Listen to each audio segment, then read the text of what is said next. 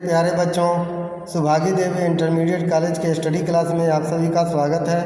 आज कक्षा 10 के बच्चे हिंदी गद्य के अंतर्गत पढ़ेंगे भारतीय संस्कृत। भारतीय संस्कृत के लेखक हैं डॉक्टर राजेंद्र प्रसाद।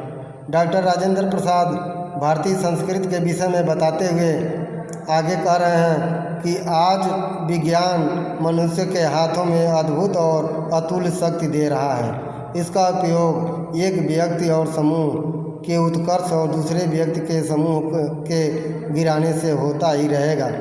ये कह रहे हैं आज जो विज्ञान है ये मनुष्य के हाथों में अद्भुत और अतुल शक्ति अर्थात इतनी शक्ति विद्यमान दे रहा है कि जिसकी कल्पना भी नहीं की जा सकती। इसका उपयोग व्यक्ति और व्यक्ति के समूह के उत्कर्ष अर्थात उसके विकास और व्यक्ति के समूह के गिराने में होता ही रहेगा अर्थात इसके विकास और पतन अर्थात उन्नति और अवनत दोनों में यह सहभागिता दे रहा है, देता ही रहेगा।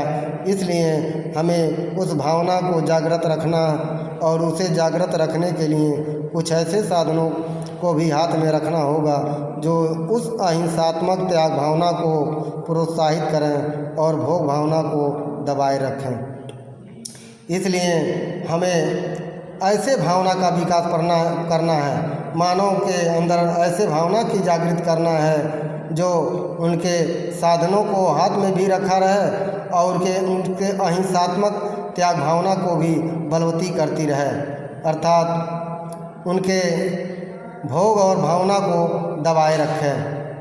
नैतिक अंकुश के बिना शक्ति मानव के लिए हितकर नहीं होती, क्योंकि जिसका नैतिक विकास नहीं होगा, जिसके नैतिक पर अंकुश नहीं लगाया जा सकता, वह शक्ति मानव के लिए हितकर नहीं हो सकता। वह मानव के लिए कभी न कभी कष्टदारी अर्थात विनाश का ही कारण होता है। वह नैतिक अंकुश या चेतना या भावना ही दे सकती है, वही उस शक्ति को परिमित भी कर सकती है और उसके उपयोग को नियंत्रित भी। यानी कहने का अर्थ है वही चेतना की भावना मानव के शक्ति को नियंत्रित भी कर सकती है, उसे परिमार्जित भी कर सकती है और उसके नैतिक विकास के में योगदान भी दे सकती है। वर्तमान युग में भारतीय संस्कृत के समन्वय के प्रश्न की अतिरिक्त यह बात विचारणीय है कि भारत की प्रत्येक प्रादेशिक भाषा की सुंदर और आनंदप्रद कृतियों का स्वाद भारत के अन्य प्रदेशों के लिए लोगों को कैसे चखाया जाए। वर्तमान युग की बात कर रहे हैं। वर्तमान युग में भारतीय संस्कृत के समन्वय के प्रश्न के अतिरिक्त यह बात भी विचारणीय है कि भारत की प्रत्येक प्रादेशिक भाषा को, जब भारत के जो अलग अलग प्रांतों में अलग अलग भाषाएं हैं, उसको सुंदर और आनंदप्रद कृतियों का स्वाद भारत के अन्य प्रदेशों के लोगों को कैसे चखाया जाए, ऐसे अर्थात उनके जो अंदर जो सुंदर कृतियां हैं, जो सुंदर साहित्य लिखे गए हैं अपने अलग अलग प्रांतीय भाषाओं में, उस सुंदर भाषाओं को, उन सुंदर कृतियों को प्रत्येक भारत में कैसे स्थापित किया जाए, पूरे भारत में कैसे उसका विकास किया जाए। मैं समझता हूँ कि इसके बारे में दो बातें विचारी है। ये लेखक कह रहे हैं कि मैं समझ रहा हूँ इसके विषय में दो बातें विचारी हैं। क्या इस संबंध में यह उचित नहीं होगा कि प्रत्येक भाषा की साहित्यिक संस्थाएं उस भाषा की कृतियों को संगलिपि अर्थात देवनागरी में भी छपवाने का आयोजन करें। ये कह रहे हैं ये तो संभव है, ये संभव भी हो सकता है उस प्रादेशिक भाषा को भारतीय लिपि देवनागरी लिपि में छाप करके उसे अन्य प्रांतों में वितरित किया जाए, अन्य प्रांतीय भाषाओं में उसको सम्मिलित किया जाए। मुझे विश्वास है कि कम से कम जहाँ तक उत्तर की भाषाओं का संबंध है, यदि वे सब अपनी कृतियों को देवनागरी में भी छपवाने लगें तो उनका स्वाद लगभग सारे उत्तर भारत में लोग आसानी से ले सकेंगे। ये लेखक ये कह रहा है, मुझे विश्वास है कि जहाँ तक उत्तरी भाषाओं का संबंध है सब उत्तरी भाषाएं अगर देवनागरी लिपि में छपने लगें तो उन सब का स्वाद पूरे उत्तर भारतीय लोग आसानी से कर सकेंगे, क्योंकि इन सब भाषाओं में इतना साम्य है कि एक भाषा का अच्छा ज्ञाता दूसरी भाषाओं की कृतियों को स्वल्प परिश्रम से समझ जाएगा। ये कह रहे हैं कि ये उत्तर की जो कृतियां हैं, उत्तर भाषा प्रांतीय भाषाओं की जो कृतियां हैं वो देवनागरी लिपि से मिलती जुलती हैं। इसलिए अगर देवनागरी लिपि में उन भाषा की कृतियों को छापा जाए, उन भाषा की कृतियों को संकलित किया जाए तो आसानी से पूरे उत्तर भारतीय लोग उस कृतियों को समझ सकते हैं, उस कृतियों को पढ़ सकते हैं और उसके लाभ से लाभान्वित भी हो सकते हैं। दूसरी बात यह है कि ऐसी संस्था की स्थापना की जाए जो इस सब भाषाओं में आदान प्रदान का सिलसिला अनुवाद द्वारा आरंभ करें। ये कह रहे हैं। दूसरी बात यह है कि ऐसी भाषा की स्थापना किया जाए जो इन सभी भाषाओं के आदान प्रदान करता रहे और उनका अनुवाद भी आरंभ कर दिया जाए। यदि सब भारतीय भाषाओं का प्रतिनिधित्व करने वाले सांस्कृतिक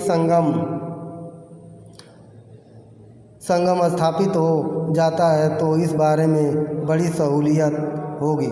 यानी ये कहा जाए, अगर सभी भाषा के प्रतिनिधित्व करने वाला जो सांस्कृतिक संगम है अर्थात देवनागरी लिपि में अगर सभी भाषाओं को लिखा जाए तो ये बड़ी सहूलियत होगी, बहुत ही सरल होगा, सभी लोग आसानी से इसको समझ लेंगे और पढ़ लेंगे।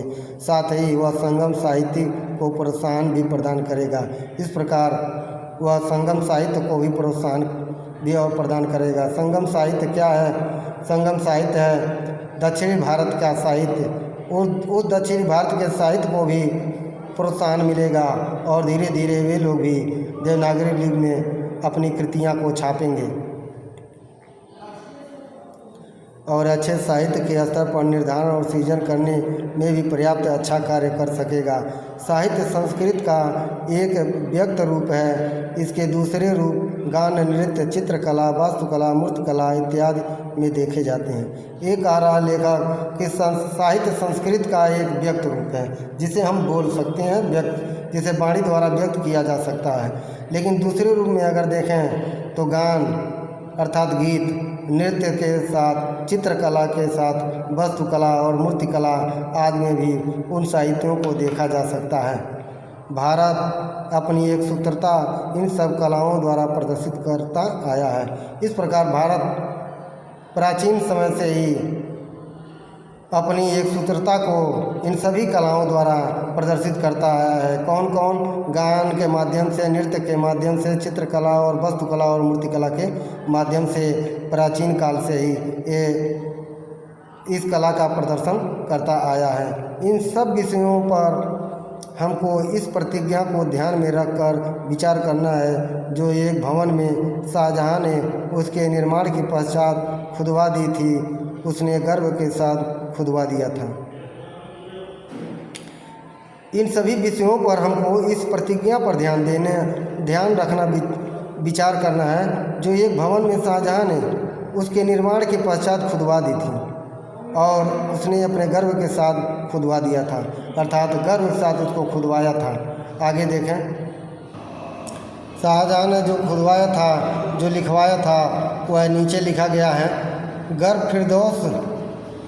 फिरदौस बर रुए जमीनस्त हमी अस्तो हमी अस्त। अर्थात यदि पृथ्वी पर स्वर्ग कहीं है तो यहाँ यही है। गर फिरदौस बर रुए जमीनस्त हमी अस्त। यदि पृथ्वी पर स्वर्ग कहीं है तो यही है, यहीं है, यहाँ है या यहीं ही है। अर्थात अगर पृथ्वी पर कहीं स्वर्ग देखा जाए तो और कहीं नहीं है बल्कि यही है। यह स्वप्न तभी संभव होगा और पृथ्वी पर स्वर्ग तो तभी स्थापित होगा जब अहिंसा, सत्य और सेवा का आदर्श सारे भूमंडल में मानव जीवन का मुख्य आधार और प्रधान प्रेरक शक्ति का होगा।